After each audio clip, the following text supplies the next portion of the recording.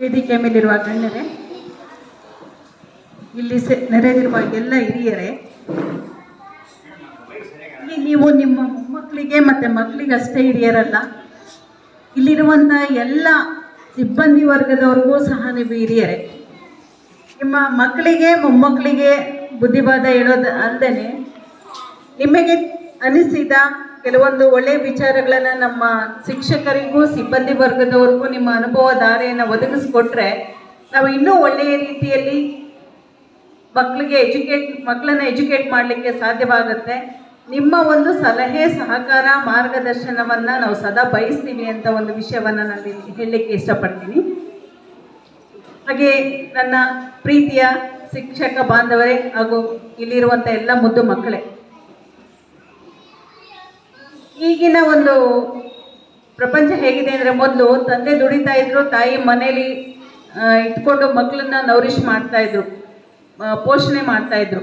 ತಾಯಿಗೆ ತುಂಬ ಟೈಮ್ ಸಿಗ್ತಿತ್ತು ಮಕ್ಕಳನ್ನ ಪ್ರತಿ ಒಂದು ಹೆಜ್ಜೆಯಲ್ಲೂ ತಿದ್ದಲಿಕ್ಕೆ. ಆದರೆ ಈಗ ತಂದೆ ತಾಯಿ ಇಬ್ಬರು ದುಡಿಲಿಕ್ಕೆ ಹೋಗ್ತಾರೆ. ಮಕ್ಕಳ ಮೇಲೆ ತುಂಬ ಎಕ್ಸ್ಪೆಕ್ಟೇಷನ್ ಇರುತ್ತೆ. ನನ್ನ ಮಗು ಹಾಗಿರಬೇಕು, ಹೀಗಿರಬೇಕು, ಅಷ್ಟು ದುಡಿಬೇಕು, ಇಷ್ಟು ಸಂಪಾದನೆ ಮಾಡಬೇಕು ಅನ್ನೋ ಒಂದು ಆಸೆಯಿಂದ ತಂದೆ ತಾಯಿ ಇಬ್ಬರು ಮಕ್ಕಳ ಮೇಲೆ ಒತ್ತಡವನ್ನು ಏರ್ತಾ ಇದ್ದಾರೆ.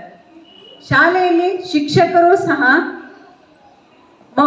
ಮಕ್ಕಳು ಒಳ್ಳೆ ಮಾರ್ಕ್ಸ್ ತಗೊಳ್ಳಿಲ್ಲ ಅಂದರೆ ಪೇರೆಂಟ್ಸಿಗೆ ನಾವು ಉತ್ತರ ಹೇಳಬೇಕಾಗತ್ತೆ, ಮ್ಯಾನೇಜ್ಮೆಂಟಿಗೆ ಉತ್ತರ ಹೇಳಬೇಕಾಗತ್ತೆ, ನಮ್ಮ ಹೈಯರ್ ಅಥಾರಿಟೀಸ್ಗೆ ಉತ್ತರ ಹೇಳಬೇಕಾಗುತ್ತೆ ಅನ್ನೋ ಕಾರಣಕ್ಕೆ ಮಕ್ಕಳ ಮೇಲೆ ಅವರು ತುಂಬ ಪ್ರೆಷರ್ ಆಗ್ತಾ ಇದ್ದಾರೆ. ಎಲ್ಲರೂ ಸಹ ಮಕ್ಕಳನ್ನ ಬೌದ್ಧಿಕವಾಗಿ ಬೆಳೆಸಲಿಕ್ಕೆ ಏನು ಪ್ರಾಧಾನ್ಯತೆ ಕೊಡ್ತಾ ಇದ್ದಾರೆ. ಒಂದು ರೀತಿಯಲ್ಲಿ ಮಕ್ಕಳಿಗೆ ಭಾವನಾತ್ಮಕ ಬೆಸುಗೆ ಏನಿದೆ ಅಲ್ಲ, ಎಮೋಷನಲ್ ಕೋಶಂಟ್ ಅಂತ ಕರೀತಾರೆ. ಸೊ ಆ ಎಮೋಷನಲ್ ಕೋಶಂಟ್ನ ಫುಲ್ಫಿಲ್ ಮಾಡೋದೇ ನಿಮ್ಮಂಥ ಗ್ರ್ಯಾಂಡ್ ಪೇರೆಂಟ್ಸ್. ಎಲ್ಲರೂ ಓದು ಬರೀ ಅದನ್ನು ಮಾಡಿದೆ ಅಂತ ಕೇಳ್ತಾರೆ ಹೊರತು ಗ್ರ್ಯಾಂಡ್ ಪೇರೆಂಟ್ಸ್ ಮಾತ್ರ ಇದನ್ನು ತಿನ್ನು, ಅದನ್ನು ತಿನ್ನು, ಚೆನ್ನಾಗಿ ನಿದ್ದೆ ಮಾಡು,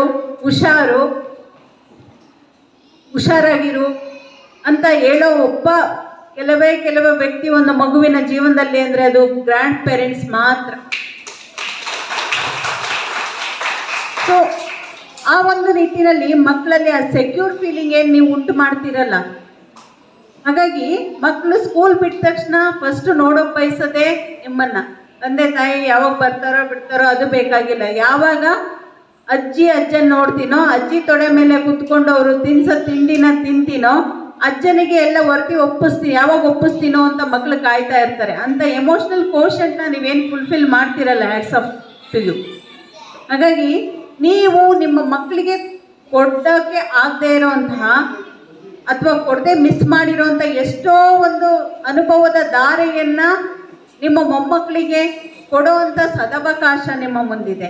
ಹಾಗಾಗಿ ಆ ಪ್ರೀತಿ, ಸುರಕ್ಷತೆಯ ಜೊತೆಗೆ ನಿಮ್ಮ ಮೊಮ್ಮಕ್ಕಳಿಗೆ ಅನುಭವದ ಪಾಠವನ್ನು ಹೇಳಿಕೊಟ್ಟು ಮಕ್ಕಳು ಬೌದ್ಧಿಕವಾಗಿ ತುಂಬ ಬೆಳೀತಾ ಇದ್ದಾರೆ. ತುಂಬ ಓಪನ್ ಸ್ಪೇಸ್ ಸಿಗ್ತಾ ಇದೆ. ಇಂಟರ್ನೆಟ್ ಇರ್ಬೋದು, ಸ್ಕೂಲ್ ಇರ್ಬೋದು, ಬೇರೆ ಕಡೆಯಿಂದ ತುಂಬ ನಾಲೆಡ್ಜ್ ಸಿಗ್ತಾ ಇದೆ.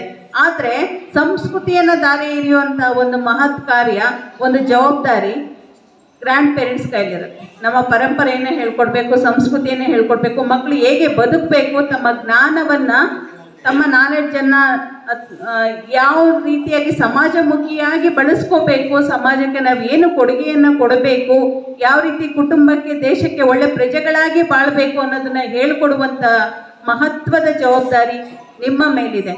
ಹಾಗಾಗಿ ಇಂಥ ಜವಾಬ್ದಾರಿಯನ್ನು ನೀವೆಲ್ಲರೂ ನಿರ್ವಹಿಸ್ತೀರಿ.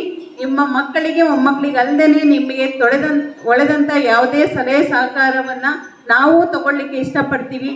ಅದನ್ನು ಆ ರೀತಿಯಲ್ಲಿ ನಿಮ್ಮ ಒಂದು ಸಹಕಾರವನ್ನು ಬೇಡ್ತಾ ನಮ್ಮ ಕರೆಗೆ ಹೋಗೊಟ್ಟು ಪ್ರೀತಿಯಿಂದ ಬಂದಿದ್ದೀರಾ. ಎಲ್ರಿಗೂ ಧನ್ಯವಾದಗಳನ್ನು ತಿಳಿಸ್ತಾ ನನ್ನ ಮಾತನ್ನು ಮುಗಿಸ್ತೀನಿ. ಧನ್ಯವಾದ.